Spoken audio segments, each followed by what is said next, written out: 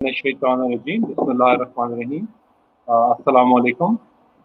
मेरा नाम अदनान अली फारूकी है और जैसे कि मैंने आपको एक प्रीवियस लेक्चर दिया था एज अ गेस्ट स्पीकर, आज भी मैं आपको एक नया लेक्चर दूंगा।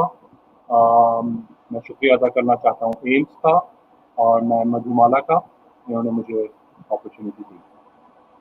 आज का टॉपिक जो हम डिस्कस करेंगे वो एक इंतहाई इम्पोर्टेंट टॉपिक है इंटरनेशनल रिलेशंस की डिबेट में, इंटरनेशनल पॉलिटिक्स के मामलात को देखने के लिए। और सबसे इम्पोर्टेंट इसकी चीज़ शायद ये है कि ये एक तरीक़ेकार है या एक फ्रेमवर्क है जो कि बताता है कि दुनिया में इंटरनेशनल सिस्टम में जो मुख्तलिफ स्टेट्स हैं वो एक ख़ास किस्म से बिहेव करती हैं और उनकी इस बिहेवियर की क्या वजह हो सकती है। लिहाजा आज का टॉपिक जिसका नाम है बैलेंस ऑफ पावर हमें बहुत सारी चीज़ें बताएगा, लेकिन सबसे इम्पॉर्टेंट चीज़ ये बताएगा कि towards the end of the lecture you will be able to grasp and understand why states make friends, why states make enemies, what are the factors that they cannot avoid because of which they act in a certain way remaining in the international system. तो चलिए आगे बढ़ते हैं और देखते हैं कि balance of power क्या है। सबसे पहले हम इसकी डेफिनेशंस और कुछ की कॉन्सेप्ट्स को डिस्कस करते हैं। ये बात हमें समझना ज़रूरी है कि बैलेंस ऑफ पावर बुनियादी तौर पे एक रियलिस्ट कॉन्सेप्ट है, मीनिंग टू से कि ये जो पॉलिटिकल आइडियोलॉजी है रियलिज्म की, ये उसका एक जुज़ है, उसका एक फर्दर कॉन्सेप्ट है। रियलिज्म या रियलिस्ट्स दुनिया को या इंटरनेशनल सिस्टम को एक एनार्किक ऑर्डर के नज़रिए से देखते हैं, जिसका मतलब ये है that there is a lack of any central law, central body, central organisation और any one person which can run the whole world. And that is why, since this is the state of affairs, इसी तरह दुनिया है, लिहाजा the absence of a central idea, central body, central law to govern the whole world, since there is a lack and vacuum of such an entity, this world is known as an anarchic order. So anarchic order जो है उसकी वजह से रियासतें मुख्तलिफ तरीके से act करती हैं और बैलेंस ऑफ पावर और या बैलेंस ऑफ पावर थियरी भी इसी मामले को फर्दर डिबेट को ले जाता है और समझाता है। बैलेंस ऑफ पावर जो है वो बुनियादी तौर पे एक कंटिन्यूअस स्ट्रगल है जो कि हम रियासतों के दरमियान देखते हैं इसी इंटरनेशनल एनार्किक सिस्टम में। अक्सर हम ख़बरों में सुनते हैं कि खित्ते का जो ताकत का तनाज़ा बरकरार रखना चाहिए या दुनिया का ताकत का तनाज़ा शेक हो रहा है या डिस्टर्ब हो रहा है। हम इसी चीज़ को समझेंगे कि ऐसी वो क्या चीज़ें होती हैं और इनसे क्या मामलात चलते हैं। अब इस चीज़ को समझने के लिए हमें थोड़ी सी रियलिस्ट थियरी समझनी पड़ेगी। चूँकि हर स्टेट जो है वो अपनी ताकत को बढ़ाना चाहता है और इस ताकत को बढ़ाने के लिए वो मिलिट्री, इकोनॉमिक, पॉलिटिकल और डिप्लोमेटिक मीन्स और तरीक़ों का इस्तेमाल करता है। लिहाजा कुछ स्टेट्स ऐसे होते हैं जो कि ज़्यादा ताकतवर हो जाते हैं और कुछ स्टेट्स ऐसे होते हैं जो कि ज़्यादा ताकतवर नहीं हो पाते। So all those states that become more powerful, whether in their region or whether internationally, they automatically become a threat to the other states.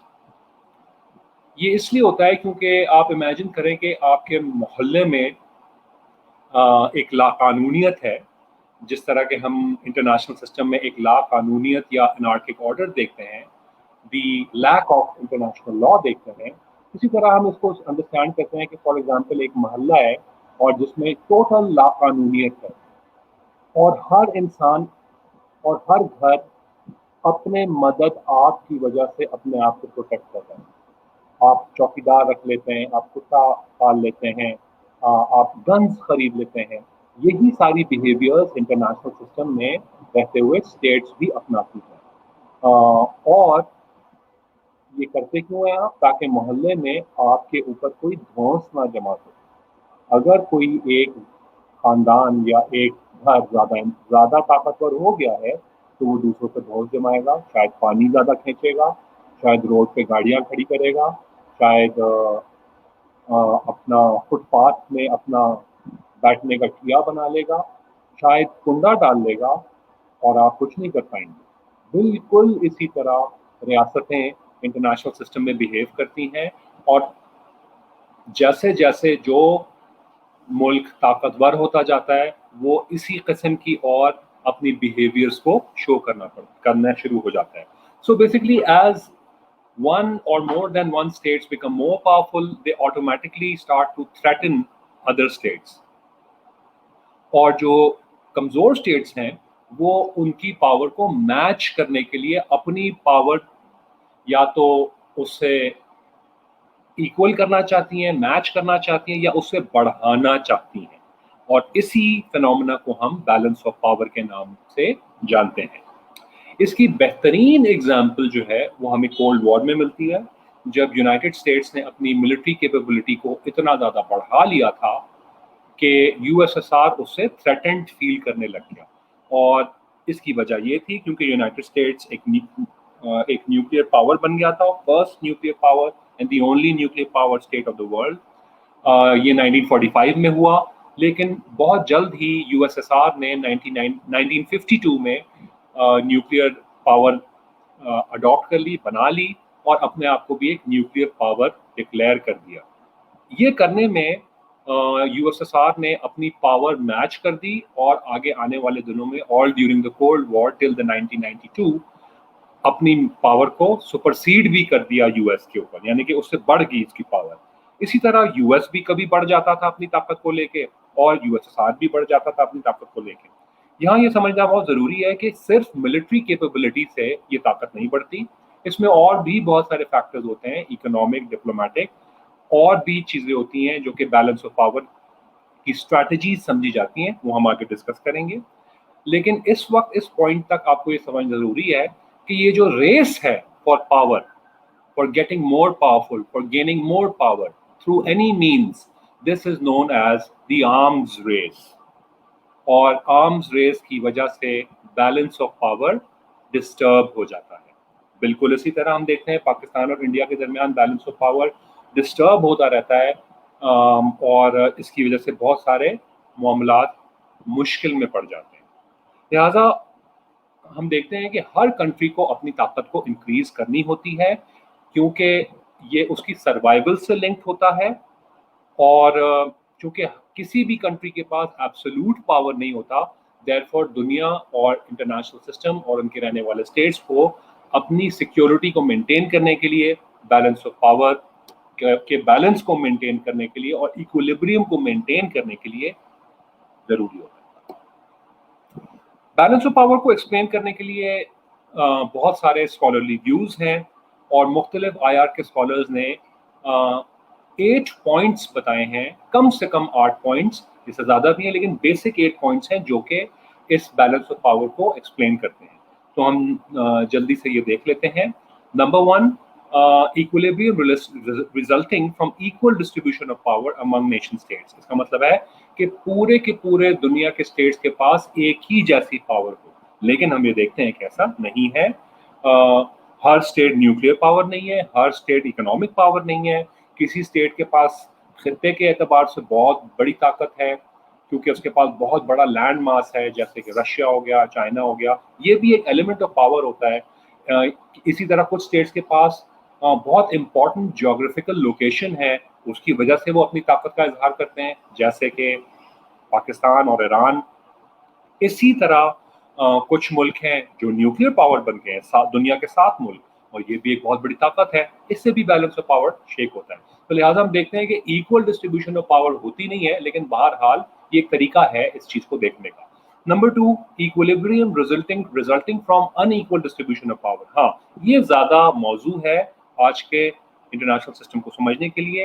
हर मुल्क ताकतवर नहीं है, लेकिन हर मुल्क के पास कुछ न कुछ ताकत है, चाहे वो मादनियात की ताकत हो, चाहे वो इल्म की ताकत हो, चाहे वो यूथ की ताकत हो, चाहे वो टेक्नोलॉजी की ताकत हो, चाहे वो इन सारी चीज़ों को मिला के इकोनॉमिक पावर बन गया हो, जैसे कि जापान, छोटा सा मुल्क लेकिन बहुत ताकतवर, और जैसे या मिलिट्री पावर हो, जैसे कि पाकिस्तान दुनिया का 7वां बड़ा मुल्क है और अब वो न्यूक्लियर पावर भी है, और साथ ही साथ उसकी जो जियोग्राफिकल लोकेशन है वो बहुत ताकतवर है। तो लिहाजा पाकिस्तान के पास बहुत ज़्यादा एक अहम रोल है दुनिया की बैलेंस ऑफ पावर को शेक करने या मेंटेन करने में, और अल्हम्दुलिल्लाह हम मेंटेन करने की ही कोशिश करते हैं।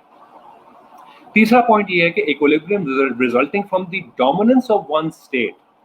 एक मुल्क कभी कभार बहुत ज्यादा ताकतवर हो जाता है इंटरनेशनल सिस्टम में, और वो डोमिनेंट स्टेट कहलाता है। ऐसा होता है, आप शायद महसूस कर रहे होंगे, आपके ख्याल में आ रहा होगा कि यूनाइटेड स्टेट्स ऐसा एक मुल्क है। अगर आप ऐसा सोच रहे हैं तो बिल्कुल ठीक सोच रहे हैं। ऐसे मुल्क को हेजेमोन के नाम से भी जाना जाता है। हम इस टर्म को आगे और डिस्कस कर लेंगे। नंबर 4, एक ऐसा system which is providing for relative stability and peace. इसका मतलब ये है कि ना ज़्यादा जंगें हो रही हों और ना ही ज़्यादा पीस हो रही हो, एक ख़ास किस्म का अमन बरकरार हो रहा हो, ख़तरे मौजूद हों, थ्रेट्स मौजूद हों, लेकिन पीस भी इंटरनेशनल सिस्टम में हो। ये भी एक बैलेंस ऑफ पावर को देखने का तरीका है। Number 5, a system characterised by instability and war. Number 5 point जो है वो नंबर 4 का तजाद है, ऑपोजिट है। एक ऐसा सिस्टम जहां इंस्टेबिलिटी हो, स्टेबिलिटी की बजाय, और पीस के बजाय जंगें हो रही हो। अब एज इंटरनेशनल रिलेशन स्कॉलर्स आप खुद इस चीज़ पे डिबेट कर सकते हैं कि आज का जो इंटरनेशनल सिस्टम है वो पॉइंट नंबर 4 से ज़्यादा मिलता है या पॉइंट नंबर 5 से मिलता है। It is an open debate. Some people think it's number 4 and others may think it's number 5. Number 6, another way of saying power politics.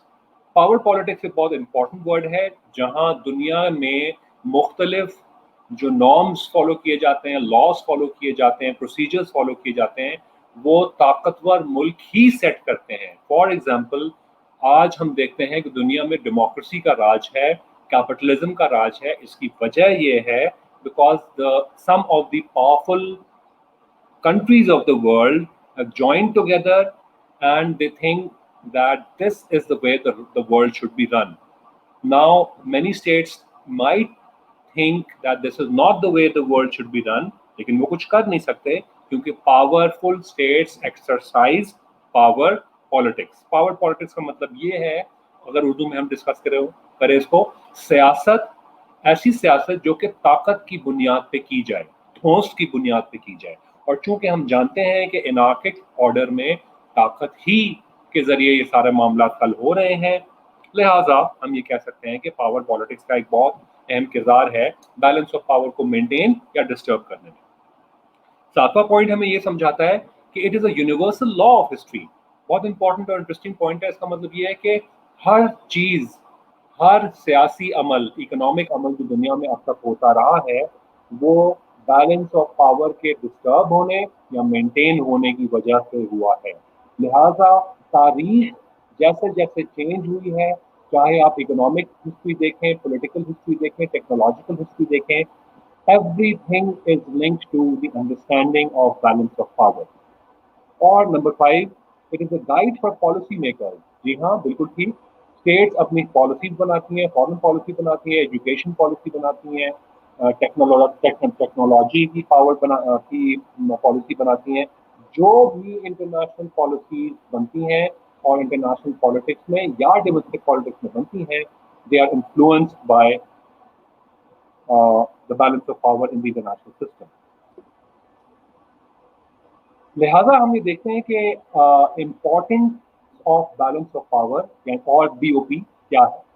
Number 1, अमन के क़याम के लिए, for the maintenance of peace balance of power बहुत ज़रूरी है, क्योंकि अगर एक state बहुत ज़्यादा पावरफुल हो जाएगा तो वो धौंस जमाएगा और कमज़ोर ममालिक के ऊपर कब्जा कर सकता है, इन्वेड कर सकता है, लिहाजा डिस्टर्ब हो सकता है दुनिया का निज़ाम जिसमें ट्रेड, कोऑपरेशन और दीगर अमूर होते हैं, ये सारी चीज़ें डिस्टर्ब हो सकती हैं। लिहाजा वर्ल्ड पीस के मेंटेन करने के लिए बैलेंस ऑफ पावर के मेंटेन होने का बहुत ज़रूरी है। इसकी एक मिसाल लिखी है मैंने, फॉर एग्जांपल इंडिया जो है वो 1973 में एक न्यूक्लियर पावर बन गया। इसकी वजह से पाकिस्तान को थ्रेट फील हुई और लिहाजा पाकिस्तान भी इसी तबदौ में लग गया कि मैं भी एक न्यूक्लियर पावर बन जाऊं। अगर इंडिया ना बनता तो शायद पाकिस्तान भी ये ना करता, और फाइनली 1998 में पाकिस्तान एक न्यूक्लियर पावर बन गया। अब इंडिया ने इस पे ऐड कर दिया एक बहुत खतरनाक मिसाइल सिस्टम जिसका नाम है S-400 मिसाइल्स। साथ ही साथ उसने बहुत बड़े तादाद में Rafale 5th generation fighter jets खरीद लिए हैं, ये सारा कुछ 2017 में हो गया है, और उसको इसमें ऐड कर दें आप यूएस सपोर्ट, लिहाजा अब इस खत्ते का बैलेंस ऑफ पावर बहुत बुरी तरह शेक हो गया है, जिसकी वजह से पीस भी डिस्टर्ब हो गया है। और इसका रिजल्ट आप देखते हैं कि इंडिया ने एग्रेसिवली बुली किया है, चाइना को भी कोशिश की है, लद्दाख में और कश्मीर में भी लॉकडाउन कर दिया है। ये एक बहुत इंपॉर्टेंट और अच्छी एग्जांपल है समझने के लिए कि अगर बैलेंस ऑफ पावर चाहे खत्ते का या रीजन का या ग्लोब का अगर डिस्टर्ब होगा, क्योंकि एक प्लेयर या एक स्टेट बहुत ज़्यादा ताकतवर हो गया है, तो उसके इफेक्ट्स पूरे रीजन और ग्लोब में फील होते हैं। दूसरा वजह जो कि इम्पोर्टेंट है बैलेंस ऑफ पावर के लिए, वो है वॉर एज पॉलिटिक्स। जंग जो है वो इंटरनेशनल सियासत का एक बहुत इंपॉर्टेंट हिस्सा है, और अगर बैलेंस ऑफ पावर डिस्टर्ब हुई, लिहाजा उसका रिजल्ट सिर्फ एक ही होगा, और वो है जंग। और जंग किसी को नहीं चाहिए, क्योंकि जंग बहुत डिवास्टेशन क्रिएट करती है for the international community, and nobody wants war. So this is also why balance of power must be maintained. Political behavior of states को स्टडी करने के लिए भी और उनकी फॉरेन पॉलिसीज को स्टडी करने के लिए भी बैलेंस ऑफ पावर का मेंटेन करना जरूरी है, और ये हम पिछले स्लाइड पे भी डिस्कस कर चुके हैं। बैलेंस ऑफ पावर की अंडरस्टैंडिंग स्टेट बिहेवियर से कनेक्टेड है, और जो दो सबसे इम्पोर्टेंट चीज़ है, लिहाजा हम ये समझते हैं कि अपनी हर स्टेट को अपनी सर्वाइवल के लिए और नंबर 2 जंग से बचने के लिए बैलेंस ऑफ पावर को मेंटेन करने के लिए एक रोल अदा करना पड़ता है, चाहे वो कितना ही कमजोर स्टेट हो। हम आगे देखेंगे कि कमजोर स्टेट्स क्या कर सकते हैं और स्ट्रॉन्ग स्टेट्स क्या कर सकते हैं बैलेंस ऑफ पावर को मेंटेन करने के लिए। So basically this means that states behave according to the threats in the international system, and therefore they do many activities and things to maintain the balance of power, and this is known as balancing or maintaining the equilibrium of power. अच्छा जी, there are many types of balance of power, rigid or flexible. दो main types हैं। Rigid balance of power हम आज की दुनिया में देखते हैं। बेसिकली क्योंकि आज की दुनिया में मफाद परस्ती और इकोनॉमिक इंटरडिपेंडेंस बिटवीन स्टेट्स बहुत ज़्यादा बढ़ गया है, वो इकोनॉमीज कनेक्टेड हो गई हैं और एक दूसरे पे इकोनॉमिक इन्हिसार मुल्कों का बहुत बढ़ गया है, लिहाजा बहुत मुश्किल से बैलेंस ऑफ पावर कोई भी मुल्क शेक करता है। और इसका एक बहुत अहम तरीका ये भी है कि भाई जितना ज़्यादा मुल्कों के दरमियान ट्रेड होगा, उतने ही ज़्यादा वो एक दूसरे से लड़ेंगे नहीं और बैलेंस ऑफ पावर मेंटेन होगा। लिहाजा हम ये भी कह सकते हैं कि balance of power balance of trade की वजह से भी फॉर्म होता है। दूसरी बात यह है कि बैलेंस ऑफ पावर फ्लेक्सिबल भी हो सकता है। एकदम से कोई भी कंट्री अपनी फॉरेन पॉलिसी को शिफ्ट कर देती है और अपने अलायंसेस यानी कि अपने दोस्त दुश्मन चेंज कर देती है, और इसको हम कहते हैं फ्लेक्सिबल बैलेंस ऑफ पावर। एक बात बहुत इंपॉर्टेंट याद रखने की जरूरत है यहाँ, that there are no permanent friends or enemies in the international system, only permanent interests. सिर्फ मफाद ही एक ऐसी चीज है मुल्कों की जो कि परमानेंट रहती है, और इस मफाद को सही रखने के लिए, पूरा करने के लिए ना फ्रेंड्स ना दुश्मन परमानेंट होते हैं, वो चेंज होते रहते हैं। इसकी एक मिसाल ले लेते हैं।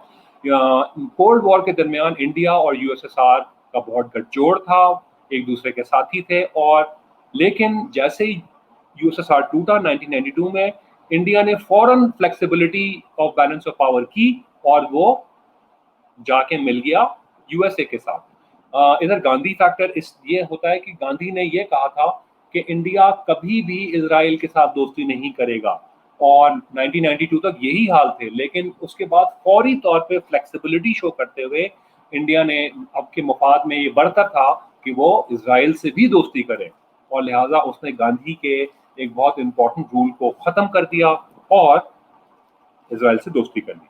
इसी तरह पाकिस्तान की जो फॉरेन पॉलिसी थी उसमें ये लिखा हुआ था कि बैलेंस ऑफ पावर को हम मेंटेन करेंगे इस तरह कि हम किसी भी ताकतवर मुल्क का साथ नहीं देंगे, लेकिन हम देखते हैं कि चूंकि इंडिया ने यूएसएसआर के साथ दोस्ती कर ली शुरू में ही 1948 में, लिहाजा पाकिस्तान के लिए बहुत ज़रूरी हो गया कि वो अमेरिका के साथ दोस्ती करे। इसी तरह अमेरिका के लिए भी पाकिस्तान की दोस्ती बहुत इंपॉर्टेंट थी, बिकॉज खित्ते और दुनिया में बैलेंस ऑफ पावर मेंटेन होते हैं अलायंसेस फॉर्म करके। ये हम आगे भी देखेंगे, अलायंसेस का मतलब दोस्तियां फॉर्म करके। इसी तरह हम ये भी देखते हैं कि यूएसएसआर जो कि रशिया बन गया है अब, वो पाकिस्तान का एक बदतरीन दुश्मन था, और पाकिस्तान ने रशिया के साथ अफगानिस्तान की महाज पे बहुत बड़ी जंग लड़ी 1979 से लेकर 1992 तक। लेकिन अब हम देखते हैं कि रशिया और पाकिस्तान अपने मफाद को पूरा करने के लिए करीब से करीब तक आते जा रहे हैं। इसकी एक और एग्जाम्पल रशिया और चाइना की भी है, जिन्होंने पहले जंगें लड़ी हैं, लेकिन अब उनके मफाद डिक्टेट करते हैं, उनको इन्फ्लुएंस करते हैं कि वो दोस्त बने। अच्छा, कुछ और की कॉन्सेप्ट्स है जो कि हमें एक्सप्लोर करने हैं। नंबर वन, मुख्तलिफ काइंड्स ऑफ पावर होती हैं जो हम डिस्कस कर चुके हैं, मिलिट्री, इकोनॉमिकल, टेक्नोलॉजिकल, डिप्लोमेटिक और थ्रेट्स। ये मुख्तलिफ धौंस जमा के भी आप ताकत का मुजाहरा कर सकते हैं। बाकी चीज़ें हमने चूंकि डिस्कस कर ली हैं तो हम आगे चलते हैं। एक और बहुत इंपॉर्टेंट कॉन्सेप्ट है, वो है पोलैरिटी का। बेसिकली बैलेंस ऑफ पावर तीन मुख्तलिफ किस्म की होती हैं, यूनी, बाय और मल्टी, और उसकी वजह से यूनिपोलर वर्ल्ड बनता है, बायपोलर वर्ल्ड बनता है और मल्टीपोलर वर्ल्ड बनता है। इसका मतलब बेसिकली ये है कि यूनिपोलर वर्ल्ड में एक ही सुपर पावर या एक ही सबसे बड़ा हेजिमोन मुल्क होगा। आजकल जो हम बैलेंस ऑफ पावर देखते हैं पोलैरिटी के हिसाब से, उसमें हम देखते हैं कि यूएसए एक सोल सुपर पावर है, therefore today in the world we see a unipolar world. Okay, so what is a bipolar world? Simply when there are two superpowers and they are struggling to in the arms race or in any other kind of other power struggle. ये हमने USSR और USA के दरमियान cold war में देखा। और तीसरी चीज मल्टीपोलर वर्ल्ड बेसिकली इसको हम कहेंगे कि वर्ल्ड वॉर 1 से पहले और वर्ल्ड वॉर 2 तक मुख्तलिफ सुपर पावर्स दुनिया में थी, जिसमें यूनाइटेड किंगडम था, खिलाफत उस्मानिया और Ottoman empire, Austro Hungarian empire, Chinese empire, Russian empire, Mughal empire और पर्शियन एम्पायर। ये सब अपने अपने खित्तों में बहुत ताकतवर एम्पायर्स थी और सब पावर पॉलिटिक्स में इन्वॉल्व थी। बैलेंस ऑफ पावर को क्रिएट करने के लिए भी काफ़ी वजूहात हैं। ये एक इम्पॉर्टेंट टॉपिक है और इसको आपने गौर से सुनना है। सबसे पहली बात, बैलेंस ऑफ पावर को क्रिएट करने के लिए क्या किया जाता है? नंबर वन, कि हर मुल्क सेल्फ हेल्प के स्टैंडर्ड को अडॉप्ट करते हुए अपनी मदद आप करें और अपनी पावर को खुद बढ़ाए। सेल्फ हेल्प एनार्किक ऑर्डर और रियलिज्म का एक बहुत इंपॉर्टेंट एस्पेक्ट है, जिसका मतलब ये है अपनी मदद आप से ही मुल्क ताकतवर हो सकता है। आई एम श्योर आप ये फील करते होंगे कि ये बहुत इंपॉर्टेंट है और and it is very much true. However, there are many other ways to create balance of power, and there are many other ways to become powerful. We will see this in the following examples. So, सबसे पहली और basic तरीकाकार ये है कि आप खुद अपनी मदद आपसे सेल्फ हेल्प के जरिए पावरफुल हो जाएं। Number two, alliance formation. Alliance formation और बैलेंस ऑफ पावर में ये होता है कि बेसिकली उर्दू में आप उसको कहेंगे गठजोड़। दो मुल्क आपस में जब ये फील करते हैं कि एक तीसरा मुल्क बहुत ज्यादा ताकतवर हो गया है और वो उसकी ताकत को अकेले अकेले मैच नहीं कर पाएंगे, लिहाजा वो आपस में गठजोड़ कर लेते हैं, international agreements, military alliances form कर लेते हैं और उस बड़ी ताकत को बैलेंस करने में अलायंस फॉर्मेशन कर लेते हैं। नंबर थर्ड तरीका जो है वो बैंड वैगनिंग है। बैंड वैगनिंग भी रियलिज्म का ही एक हिस्सा है। नियो रियलिज्म जो कि रियलिज्म की एक लेटेस्ट शाख है, इसमें गुफ्तगू हुई है। बेसिकली इसका मतलब ये है that when one small state sees itself very powerless or weak, जब एक छोटा स्टेट अपने आप को अपनी ताकत को बढ़ते हुए नहीं देखता, तो वो एक और वो खित्ते या पूरे मुल्क की किसी एक बड़ी ताकत से खौफजदा है, थ्रेटेंड फील करता है, तो वो एक ताकतवर मुल्क के साथ मिल जाता है। इससे आप कंफ्यूज मत होइएगा। अलायंस फॉर्मेशन में ये होता है कि दो छोटे मुल्क मिल जाते हैं एक बड़े मुल्क को काउंटर करने के लिए, और बैंड वैगनिंग में ये होता है कि एक छोटा मुल्क एक बड़े मुल्क के साथ मिल जाता है एक और बड़ी ताकत को काउंटर करने के लिए। इसका बहुत बेहतरीन एग्जाम्पल है चाइना और पाकिस्तान का मिलना, इसराइल और अमेरिका का भी मिलना। नंबर चौथी जो तरीका बैलेंस ऑफ पावर का है वो है बक पासिंग। ये एक बहुत इंपॉर्टेंट स्ट्रैटेजी है जहां एक एग्रेसिव स्टेट को बैलेंस किया जाता है, किसी डायरेक्ट एक्शन से नहीं, बल्कि उससे दोस्ती करके, दुश्मनी करके नहीं, दोस्ती करके एक मुल्क दूसरे मुल्क से दोस्ती करके अपने मफादात को प्रोटेक्ट कर सकता है, और उसे ये भी कह सकता है कि हम लड़ेंगे नहीं, हम दोस्ती करेंगे और एक तीसरे मुल्क को काउंटर करेंगे और एक तीसरे मुल्क के ऊपर धावा बोल देंगे। ये बक पासिंग का एग्जाम्पल है। इसकी एग्जाम्पल इंडिया और पाकिस्तान की ली जा सकती है, जहां इंडिया और यूएस जो है वो अफगानिस्तान में पाकिस्तान के खिलाफ एक बहुत खतरनाक खेल खेल रहा है, खित्ते में भी खेल रहा है, और ये बक पासिंग का ही एक तरीका है। एक और अग्रीमेंट जो कि इंडिया, ऑस्ट्रेलिया, जापान और अमेरिका के दरमियान साइन हुआ है, जिसको कहते हैं क्वाड एग्रीमेंट, ये भी इसकी एक बहुत अच्छी एग्जाम्पल है, और ये एग्रीमेंट साइन ही हुआ है चाइना को काउंटर करने के लिए। यहाँ एक अहम बात है, वो ये है कि आप जब गठजोड़ करते हैं बक पासिंग में, तो आप फिर भी कोई जंग नहीं करते, बल्कि आप ताकत के जरिए डिप्लोमेसी को इम्प्रूव करते हैं, और दो मुल्कों की जब डिप्लोमेसी इम्प्रूव होती हैं तो वो अपने दुश्मन को के बैलेंस ऑफ पावर को शेक कर सकती हैं, और इसी को हम बक पासिंग कहते हैं। चेन गैंगिंग एक और बहुत इंपॉर्टेंट फिनोमेना है। ये अलायंस फॉर्मेशन से मिलता है, लेकिन अलायंस फॉर्मेशन और चेन गैंगिंग में ये फर्क है कि बहुत सारे छोटे मुल्क आपस में चेन की तरह लिंक हो जाते हैं, जुड़ जाते हैं, और वो या तो एक और चेन ऑफ मुल्कों को काउंटर करते हैं या एक बड़े मुल्क को काउंटर करते हैं। इसकी एग्जांपल यूरोप, जापान और इजराइल हैं, जो कि कनेक्टेड टू यूएस हैं, और पाकिस्तान, ईरान और रशिया कनेक्टेड टू चाइना, ये भी इसकी इंपॉर्टेंट एग्जांपल है। चेन गैंगिंग का मतलब अलायंस फॉर्मेशन है, लेकिन alliance formation where a lot of different states come together to protect each other. Hegemon का मैं कॉन्सेप्ट आपको बता चुका हूं। हेजेमोन is the most dominant and powerful state in the international system. Right now, US is a global hegemon, and India and China are the regional hegemon of South Asia and Southeast Asia. जब एक हेजेमोन एक regional system में या international system में आ जाता है, तो वो बैलेंस ऑफ पावर को अपसेट जानबूझ के भी करता है, क्योंकि उसको अपने इंटरेस्ट को सिक्योर करना होता है।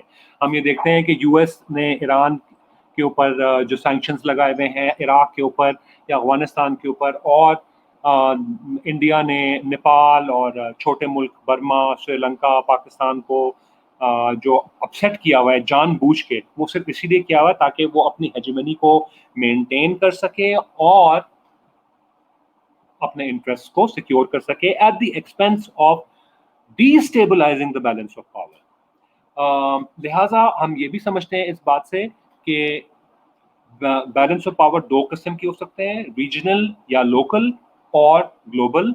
जैसे कि मैंने बताया, रीजनल सुपर हेजेमोन्स जो हैं वो इंडिया, इजराइल, चाइना, ब्राज़ील हैं, और ग्लोबल में चाइना, यूएस, रशिया भी आ जाता है कुछ हद तक। हम इसको कंटिन्यू करें। अच्छा जी, तो हम कंटिन्यू करते हैं. All right. So what is the future of balance of power?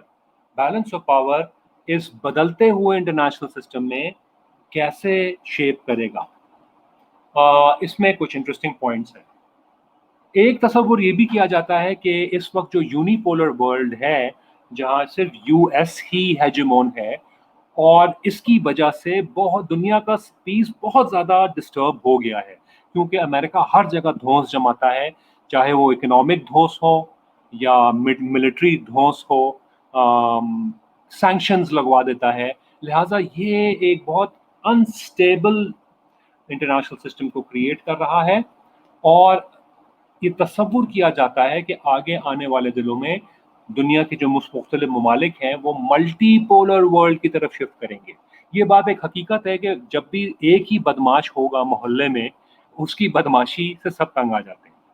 और वो इतनी ज़्यादा बदमाशी कर देता है कि सब उसको फिर कहते हैं कि भाई तुम एक वाहिद बदमाश नहीं हो, अब हम सब बदमाशी करेंगे, या 3-4 और मोहल्ले में बदमाश पैदा हो जाते हैं. बिल्कुल यही एग्जाम्पल इंटरनेशनल सिस्टम और मल्टीपोलर और यूनिपोलर वर्ल्ड की भी है. इसमें हम ये भी देख सकते हैं कि ईयू यानी कि यूरोपियन यूनियन ने अमेरिका को साफ साफ बता दिया है कि भाई अब हम आपको नेटो पे और नेटो के मामलात पे हेल्प नहीं करेंगे, और हमें आपसे अब सिक्योरिटी नहीं चाहिए नेटो के जरिए, हम अपनी फौज खुद बनाएंगे. तो हम ये देखते हैं कि यूरोपियन यूनियन एक यूरोपियन यूनियन आर्मी बनाने के अमल में है, जिससे ऑब्वियसली एक मल्टीपोलर वर्ल्ड क्रिएट होगा. हम ये भी देखते हैं कि चाइनीज ब्लॉक भी बन सकता है शंघाई कोऑपरेशन ऑर्गेनाइजेशन के जरिए, जिसमें बहुत सारे मुल्क आ गए हैं इंक्लूडिंग पाकिस्तान और रशिया, और ये भी जो है वो एक मल्टीपोलर की तरफ इंडिकेशन है कि पूरी दुनिया में अमेरिका की पावर कम होते हुए नजर आ रही है और दीगर मुल्कों की पावर बढ़ती नजर आ रही है. इधर एक और कॉन्सेप्ट है ब्रिक स्टेट्स का, BRICS, और उसमें B for Brazil, R for Russia, I for India, C for China और S फॉर साउथ अफ्रीका आता है. ये वो मुल्क हैं जो कि शायद बहुत ताकतवर हो जाएंगे और मल्टी पोलर वर्ल्ड को क्रिएट करेंगे. इसी तरह हम देखते हैं कि हमने ये लास्ट लेक्चर में सुप्रा नेशनल ऑर्गेनाइजेशंस का भी जिक्र किया था, मल्टी नेशनल ऑर्गेनाइजेशंस का भी जिक्र किया था, और नॉन स्टेट एक्टर्स का भी जिक्र किया था. ये भी एक ख़ास रोल अडॉप्ट कर सकते हैं, और रियासतों के जितने ताकतवर हो सकते हैं और रियासतों के जितने ही वो असर वसूख इस्तेमाल कर सकते हैं. लिहाजा we understand that in the future the international system will see the rise of these non-state actors, which will promote a separate kind of balance of power. Maybe these non-state actors will create a new balance of power which is non-existent right now. और यही वो सारी thoughts हैं और academic research है जिसके ऊपर international relations आजकल काम कर रहे हैं. ये भी मुमकिन है कि पूरी दुनिया में इंटरनेशनल लॉ कायम हो जाए और हर मुल्क के ऊपर इंटरनेशनल लॉ को फॉलो करना एक बाइंडिंग हो जाए, उसके ऊपर एक कंपल्जन हो जाए, फोर्सफुली इसको फॉलो कराया जाए. इससे पावर पॉलिटिक्स ही दुनिया से खत्म हो जाएगी और इंटरनेशनल लॉ यानी कि कानून की तहत सारी कॉन्फ्लिक्ट्स हल होंगी. कहने को ये बहुत अच्छा लगता है कि भाई कानूनन सारी चीज़ें हल हों, लेकिन ये मुमकिन नहीं है, क्योंकि हर रियासत चाहती है कि उसके किस्म का इंटरनेशनल लॉ बने, और ये भी एक कॉन्फ्लिक्ट है, ये भी नहीं हो पाता. कुछ रियासतें ये कहती हैं कि भाई इस्लाम के तर्ज पे बने, कुछ रियासतें कहती हैं कि कम्युनिज्म के तर्ज पे इंटरनेशनल लॉ बने, कुछ रियासतें ये कहती हैं कि लिबरलिज्म के तर्ज पे बने. तो किस पे बनेगा, ये एक बहुत अहम सवाल है, लेकिन हो सकता है कि कुछ अग्रीमेंट इन द फ्यूचर आ जाए. ये भी हो सकता है कि ये जो करंट वर्ल्ड ऑर्डर है, ये पैंडेमिक के जरिए या जंगों के जरिए या इकोनॉमिक क्राइसिस के जरिए कोलैप्स कर जाए. And if this happens, obviously it's going to be a very disastrous for the whole world, but this would create a new world order. This could create a new system of balance of power and polarity.